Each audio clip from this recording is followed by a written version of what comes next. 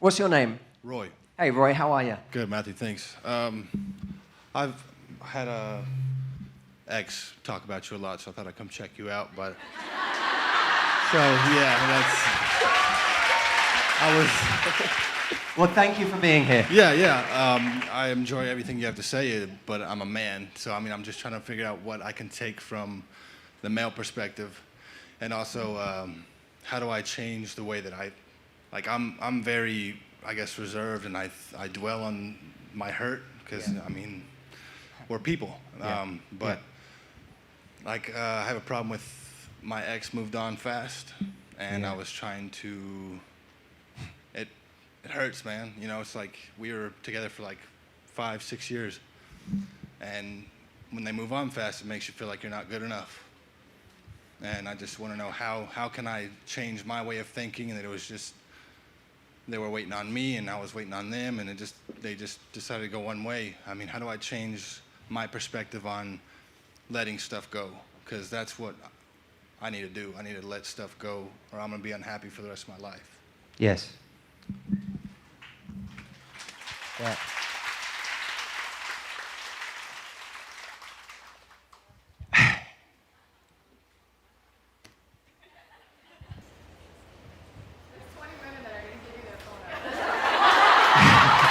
Yeah. Roy, you're going through an incredible amount of hurt. When was it? When did this happen? When did she move on? I guess we split up in August of 18. Yep. And I would say it was probably a good 4 months after. Yep. So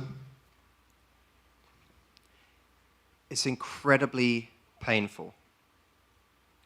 Part of the pain is you continuing to convince yourself that this must on some level have been the right person,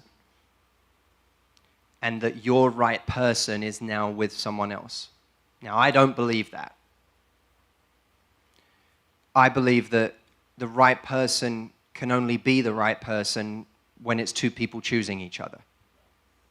So part of the pain we hold on to is believing still that we had this jewel that's gone. And as much as we may have loved someone, as much as we may have thought someone was incredible, they may have had wonderful qualities, we may have been incredibly attracted to them, there may have been all these great things, they cannot represent that true dream relationship if they don't choose you. In fact, someone not choosing you is just about the biggest departure from your dream relationship you could ever imagine. So when we're saying, but we were so close, not being chosen by someone should be the greatest turn-off in the world. Not because there's something wrong with that person, but because how on earth, when I was a kid and I dreamt about my dream relationship, or in my last 10 years or 20 years before I met someone, when I was dreaming of my dream relationship, it couldn't have been the one where someone decides to go be with someone else. That wasn't it. So this isn't it. Then there's the ego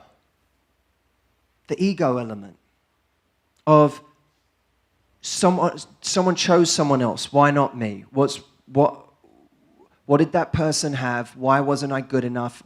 And now we take the baggage of that forward.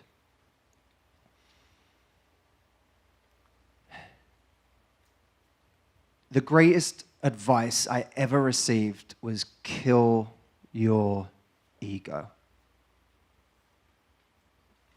Because that motherfucker has no place in your growth. None. I box a lot. And when you go into the ring and you are worried about getting hurt, when you're worried about yourself, that's ego. When you're worried about the size of the other guy and this guy's skills, and that's ego. When you're worried about, I came in here to do a job, what's my job? Then ego goes out the window. And we're all going to die many, many times in our life. We're all going to die. You just died. right? A piece of you has to die. Right now, you're going through fucking hell. It's been awful. Someone ripped your heart out. That's hell. But I want that version of you that goes through hell and comes out and has something to say at the end of it. That's the version of you I want. Do I want the version of Roy who hasn't been through that shit? Nah, it's fucking boring. That's boring. I don't want that Roy. I want Roy who's been to hell and back. I want Roy who had to go, die, resurrect himself, and then come tell the rest of us how to do that. I want that Roy. That Roy's interesting to me. I want weathered, scarred Roy who's been through shit, who has interesting things to say. That Roy is much more interesting to me. And we learn far more, far more. We become far stronger by what goes wrong in our lives than what goes right. Far more. And so all this you're going through, this is just like, like a great stew. Like it's just adding flavor. It's just making you more and more interesting, more and more complex. It's going to make you more compassionate. It's going to make you kinder. It's going to make you more empathetic to other people. It's going to give you more to bring to your next relationship.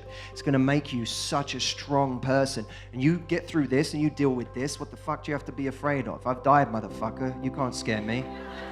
All right? You see that? So there's the ego element. Kill your ego. Kill that shit. That guy has to die, so a bigger me comes back, right? And then there's the mourning because you think you've lost the person you're supposed to be with. I can promise you haven't. Because unless someone chooses you, they ain't the person you're supposed to be with. You could be disappointed. You can be disappointed she wasn't the person, but you can't grieve like she was the person because she's not. Disappointment takes a minute to get over too. But it's much easier to get over than true grieving of, I've lost the love of my life. You didn't lose that.